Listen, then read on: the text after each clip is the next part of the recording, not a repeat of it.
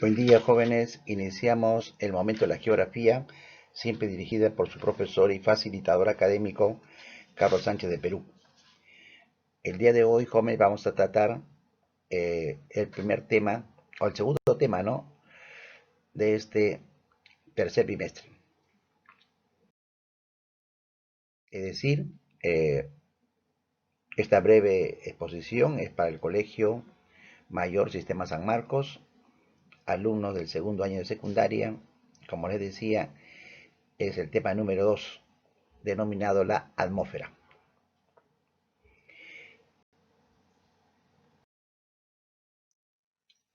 A ver, jóvenes, vamos a hacerlo de una forma práctica. Miren, en primer lugar, ahí en la gráfica que les he puesto, deben tener en cuenta que la atmósfera en sí, si hablamos entre las capas externas, es una de las capas eh, externa y menos densa eh, que hay en la Tierra, comparándola con el mar, ¿no? Capas marítimas y gaseosas. Ahora, pero hay que entender que la mezcla, ojo, escuchen bien, la mezcla de gases que forman la atmósfera, esa mezcla recibe generalmente el nombre de aire, ¿de acuerdo? Hablamos del aire, para que puedan ir diferenciando, ¿de acuerdo? Ahora, si hablamos de mezcla de gases, ¿cuáles son los principales gases que la componen en este caso? Sería el oxígeno en un 21% y el nitrógeno en un 78%. Ahora, y además ya ese 1% adicional que falta ahí sería pues el argón, el dióxido de carbono, el vapor de agua, ¿no? Y otros, y polvo atmosférico y otros.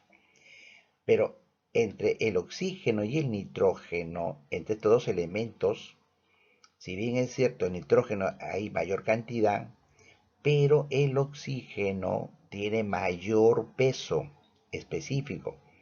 Entonces se va más pegado a la tierra, o sea, más pegado al mar, en otras palabras. ¿De acuerdo? Quiere decir que a bajas altitudes hay más cantidad de oxígeno.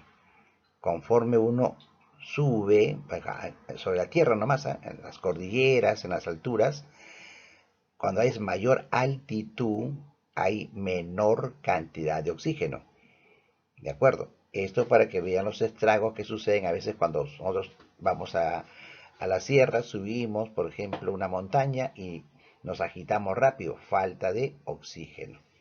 Lo que algunos le llaman el mal del soroche. ¿De acuerdo? Ahora, hay que tener en cuenta que la atmósfera, aparte de esas características que le he dicho, la atmósfera, jóvenes, nos protege a la Tierra. Hay parte de la atmósfera que va a absorber, o sea que va a retener, absorbiendo la radiación solar o ultravioleta con la llamada capa de ozono. Además, la atmósfera también nos sirve como una protección contra los elementos como los aerolitos o meteoritos, que están perdidos en el espacio, ingresan atraídos, aparte de su fuerza, atraídos por la fuerza de gravedad, pero al ingresar a la atmósfera, con esa fuerza de rozamiento, se encuentra con la capa que tenemos nosotros de atmósfera, y esa fuerza de rozamiento hace que se van a incendiar, se van a arder, y se desintegran, ¿de acuerdo? Entonces ya no llegan a caer los aerolitos, tremendas rocas, no llegan a caer a la Tierra. Eso es lo que ustedes a veces ven en el espacio, dicen estrella fugaz, dicen, ¿no? Es que es una inmensa roca que ha entrado a caer en la Tierra, pero la atmósfera nos protege y la va a desintegrar, se va a incendiar, por fuerza de rozamiento se va a incendiar y ya no llega a caer. A través de años, de miles de años, hay muchos que han llegado a caer a la Tierra, son demasiado grandes, a pesar que se han desintegrado, han caído. Y cuando han caído en la Tierra han formado los llamados cráteres. Ahora, aparte tengan en cuenta que sobre la superficie de la Tierra hay más posibilidades que estos aerolitos caigan en el mar que en la tierra, porque de la superficie más del 70% es la parte marítima. Entonces, bueno, hablamos claro que hay posibilidades, ¿no? Pero de todas maneras han caído algunos en la tierra, ya demasiado grandes han llegado a caer y han quedado algunos cráteres en la tierra, tenemos actualmente. Bien, aparte de esto, jóvenes, vemos, vamos a hablar como está en la gráfica, las capas de la atmósfera. ¿Cuáles son las capas? La primera que ustedes ven ahí es la troposfera. Ahora, aquí también hago una aclaración por si acaso, en cuanto a la parte gramatical, ¿no? La Real Academia Española acepta que se puede escribir troposfera o troposfera, ¿de acuerdo? De las dos maneras, ya acepta con tilde o sin tilde. Por eso le digo, les aclaro esto por si acaso. Bueno, en este caso, acá, la troposfera o troposfera, ¿no? Como está aquí en la Tierra, es la capa que está entre los 6 kilómetros en las zonas polares y los 18 a 20 kilómetros en las zonas tropicales o intertropicales. ¿De acuerdo? Es decir, ¿por qué la diferencia? Usted me dice, profesor, ¿y por qué la diferencia? Es que en los polos hay mayor fuerza de atracción, o sea, la gravedad es mayor. ¿Y por qué es mayor? Porque se tiene que la Tierra tiene un cierto achatamiento polar y ensanchamiento ecuatorial. Como tiene un achatamiento polar, entonces el polo está más cerca al núcleo. Y si está más cerca al núcleo de la Tierra, la fuerza de gravedad es mayor. Y entonces atrae a la atmósfera y la hace más pegada a la Tierra. Por eso que ahí llega más que unos 6 kilómetros de altitud. En cambio, en Ecuador, línea ecuatorial está más alejado del núcleo de la Tierra y la fuerza de gravedad es menor. ¿De acuerdo? O sea, la fuerza trae menos fuerza, entonces la atmósfera es un poco más amplia en Ecuador. ¿De acuerdo? Por eso se oscila, siempre se dice, entre los 18 y 20 kilómetros en las zonas ecuatoriales o intertropicales. ¿De acuerdo? Ahora, otro punto importante es que a medida que se sube, la troposfera, a medida que se sube, disminuye la temperatura por varios factores.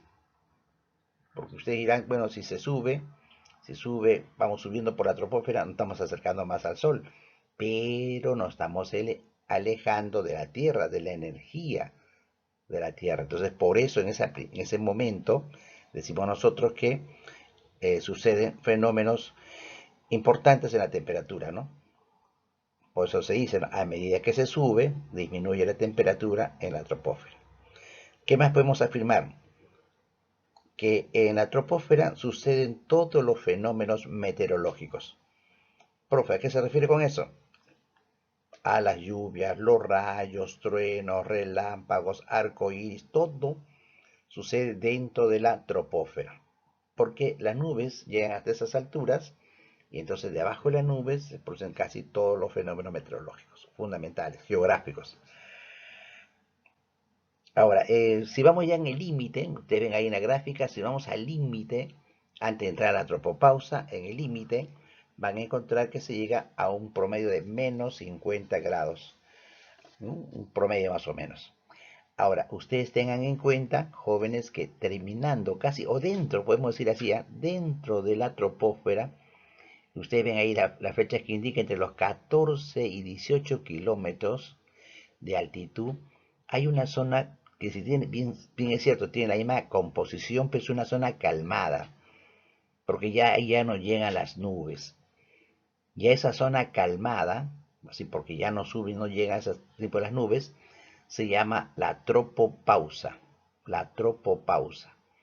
Y es justamente el área donde se desplazan los aviones, que van a larga distancia, prefieren ir sobre las nubes, en esa zona calmada que puedan, eh, en este caso, irse más rápido sin ni muchos problemas en cuanto a fenómenos de lluvias, de rayos, truenos y cosas por el estilo. ¿De acuerdo? Esa es la llamada tropopausa. Y luego, ya estamos viendo ahí, pasamos la tropopausa y llegamos a la estratosfera. ¿De acuerdo? En la estratosfera y comprende, entre, como habíamos hablado, entre los 9 a 18 kilómetros hasta los 50 kilómetros de altitud. Ya saben por qué la diferencia, ¿no? Hasta los 50 kilómetros de altitud, esa es la llamada estratosfera. Ahora, aquí también decimos, a medida que se sube, aquí cambia, a medida que se sube, la temperatura en la estratosfera aumenta. Ahí sí, recuerden esto, En la estratosfera, a medida que vamos subiendo, la temperatura en la estratosfera va a aumentar. ¿De acuerdo? Entonces, ¿y a qué se debe esto? El aumento de la temperatura se debe a que los rayos ultravioletas transforman al oxígeno en ozono. Recuerden esto, ¿eh? Los rayos ultravioletas transforman al oxígeno en ozono. Este proceso, este proceso va a determinar, en este caso, la ionización del aire. ¿De acuerdo? Es un proceso importante. Se va a ionizar el aire y eso determina que se convierta, al ionizarse, se convierte en un buen conductor de la electricidad. ¿De acuerdo? Y por ende también buen conductor de calor, pues, ¿no es cierto? Eh, Ahora, aquí hay ciertas alturas, vamos a ver, como ustedes notan en la mesósfera, perdón, en la estratosfera, por esa, por decir, por esa característica, ese fenómeno importante, se va a ir a ciertas alturas, hay una abundancia de ozono. Por esa conversión que le estoy diciendo, hay una gran abundancia de ozono que algunos le llaman la ozonósfera, otros le dicen capa de ozono, ¿de acuerdo? Entonces, esa es la capa de ozono que va a proteger de los rayos también ultravioleta.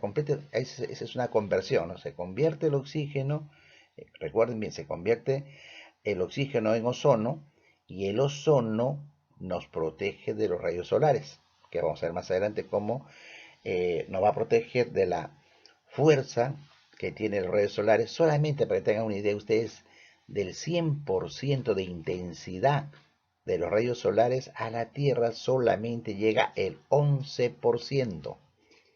Miren ustedes, si no hubiera esa capa de ozono, si no se formara esa capa de ozono, no existiría vida humana.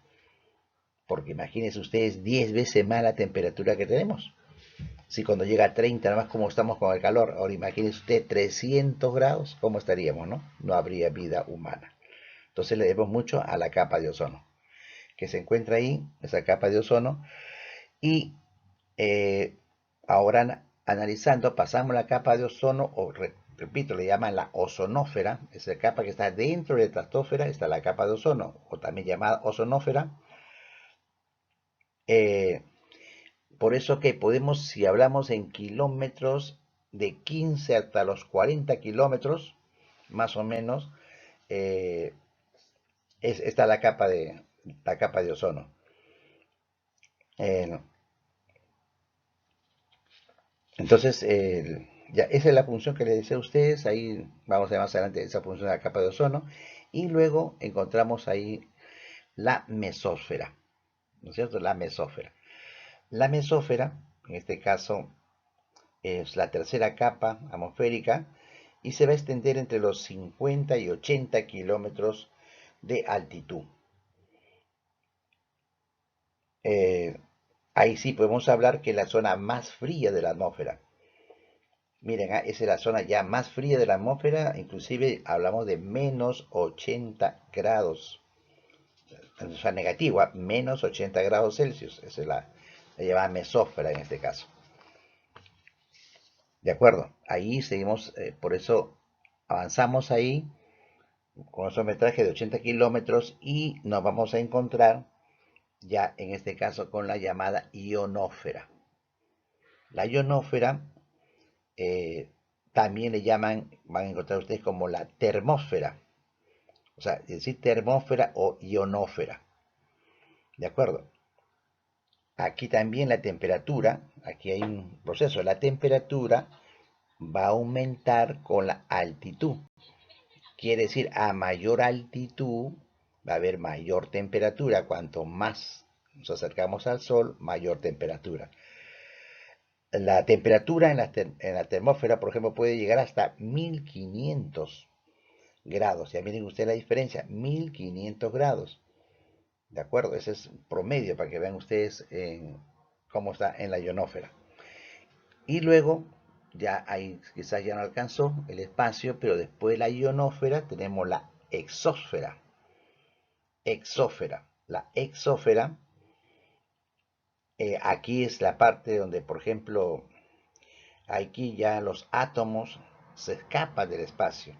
O sea, los átomos se escapan a lo que podemos llamar a un ambiente que ya no llega la fuerza de gravedad. ¿De acuerdo? Entonces, quiere decir, alcanza, por ejemplo, hasta unos 960 o 1000 kilómetros, y a partir de ahí ya comenzamos a llamar la zona de tránsito, ¿no?, entre lo que es la atmósfera terrestre y el espacio interplanetario, lo que algunos llaman el vacío, ¿no? Se puede decir vacío ya. ¿Por qué? Porque ya no llega la fuerza de atracción de la Tierra, o sea, la gravedad, y entonces hay átomos que ya se van al espacio, se escapa al espacio en este caso. ¿De acuerdo? Eso es lo que sucede en estas capas atmosféricas. ¿De acuerdo, jóvenes?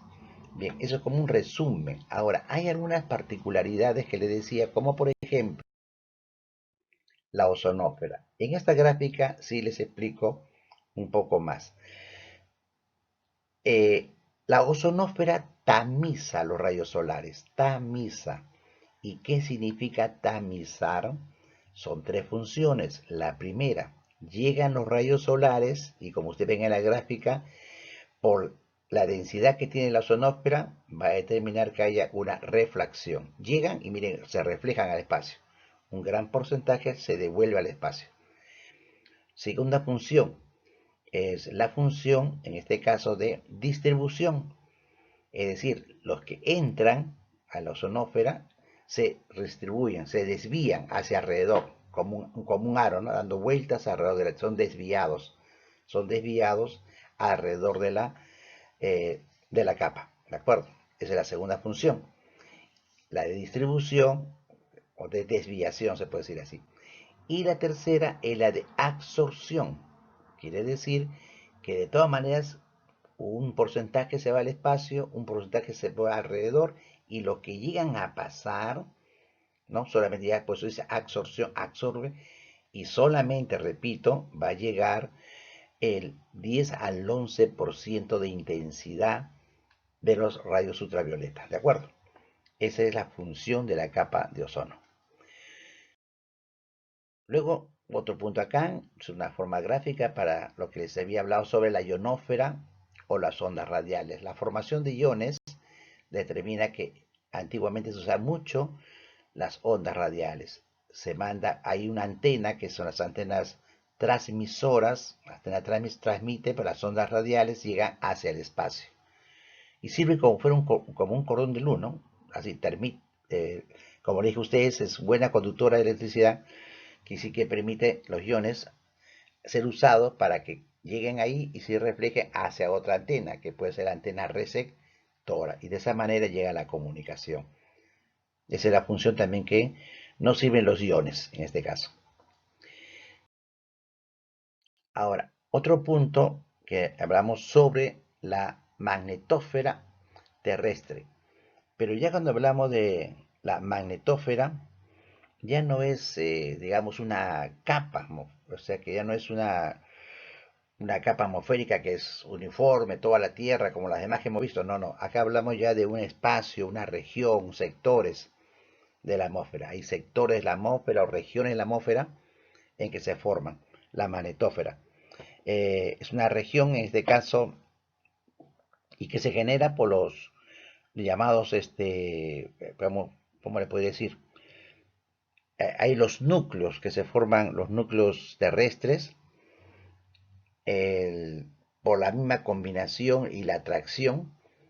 La combinación, o sea, atrae la fuerza de gravedad, sobre todo en los polos, la fuerza de atracción, la combinación, cambio de estado, la intensidad, todo eso forma ciertas capas magnetósferas que nos va a servir como una protección, como si fuera eh, así como un paraguas, ¿no?, que nos protege de la radiación solar. También eso se forma ya de polo a polo, y también en este caso por la energía.